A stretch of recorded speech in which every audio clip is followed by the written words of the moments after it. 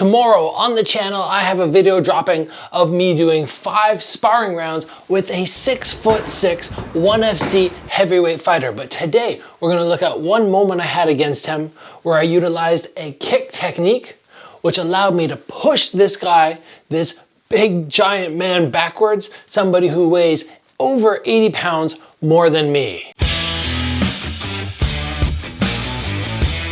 Big shout out to XMartial for being one of the sponsors of this channel and for outfitting me for today's episode. Now, we have a link down below. Save 10% with my promo code Gabriel Varga. All right, we're gonna go with something like that. I think that's pretty much, yeah, still a little shy maybe, but okay. All right, I'm not gonna bother. But the idea that you have to understand here is somebody's belt level, when they're that much taller than you, is that much higher, which means my front kick, which would normally be at my hip level, might be more like their groin level. And that presents a problem in the power of your front kick. Because when I went to spar with Dustin, I went, okay, obviously I wanna be in tight here sometimes, not too long because he's gonna hit a lot harder than me, but on the inside I should be faster, but I'm also not gonna be able to use my jab that well because he's gonna outreach me. So my front kick will need to be my jab. I'm gonna need to throw that front kick more frequently. But because of the overwhelming weight difference, there's a number of times where I throw my front kick and I get knocked backwards. And to the same effect, when I throw my back leg front kick, which normally has loads of power, I'm not even really moving him. But there's one technique that in my experience can move anybody. And I demonstrate it here again, that even with this size difference, you can shift somebody with the Thai side kick. This is something that you absolutely have to have in your arsenal, whether you throw it frequently or occasionally. I think I only threw it once or twice in all the sparring that we did through these 5 rounds, but it is so effective. So let's break down exactly how we go about landing it. Very first thing, more distance than normal. We're not gonna be at this front kick range where we can just tap them. No, we can be back here if we want. Of course, you absolutely could be here and lift and just have more distance through, but I like to throw from way back here. And Dustin even comments after I hit him, he goes, whoa, long kick, because he thought he was in a safe range. And I like this one more than a side kick. Some people might be like, oh, well, why don't you just slide up and throw your side kick? I like it more because you can still land back to a squared stance. Whereas on a side kick, you kind of have to already be in a side stance. And when you finish, you're still in this spot where your whole back's compromised. On the Thai side kick, you can start square and finish square. That's why I prefer it. So let's break down exactly what we're looking to accomplish on this kick after we create an ideal range. Number 1, as this leg picks up, I use the momentum of this lift to drag my standing leg forward. That's how I cover distance. And that's all it is. But keep in mind, if you slide with a flat foot, you're gonna stick. And you're not gonna get that same distance coverage as if you come up to the ball of your foot. In addition, if you do not maximize your pivot, you're sacrificing 2 things. Number 1, distance. If I keep this foot here versus here, you can see the extra distance which I create. But number 2, when I slide sideways, I feel like if I do fall, there's no support.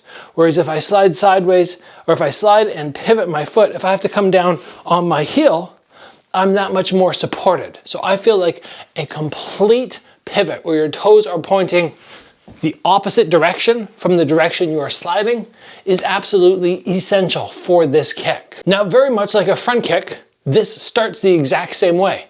I lift up and I just come like this, chest square, leg right up.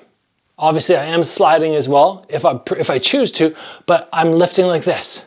Now it's midway through the kick, right about here for me when things start changing.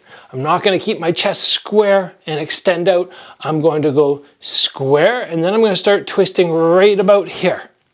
And my foot has gone from toes completely up to toes on a 45-degree angle.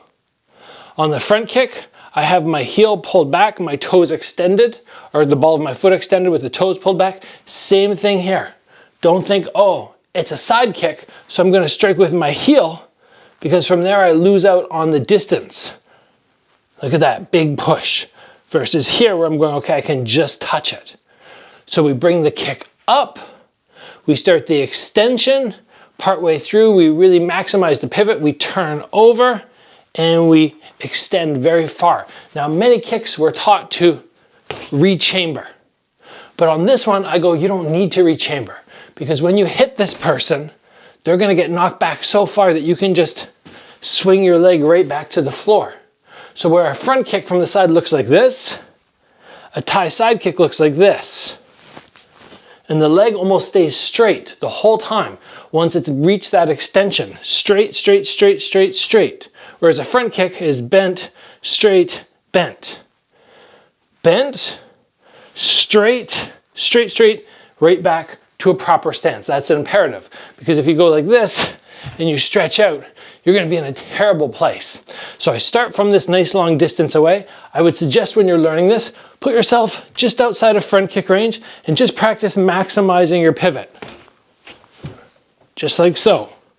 When you feel like, okay, I have that down, take a little shuffle back and go, okay, now with the big pivot, I can't reach, so now I have to slide very slightly. Again, slide very slightly. When that is feeling solid, then you take that extra big step back. On this one, in my experience, it's really important to pump the knee really high. Because if I just bring it up a little bit, by the time I slide, it's already wanting to start the downwards motion. And I want to be up and dropping this leg in, just as I come to the end of my slide. This one works at body level, like down to the lower torso, right up to the chest, or even up to the face, if you want it. From here, boom. That's all we're looking to do. Thai side kick is so effective, it is so unpredictable because it comes at such a long range, and you don't need to do anything fancy with your arms aside from either keep one up and swing or just drop both of them to really maximize that forward hip thrust. So play around with it, and guys, remember tomorrow the video of me sparring Dustin, the 6'6", 240-pound 1FC heavyweight is going to be dropping. So be sure to check back in to the channel then.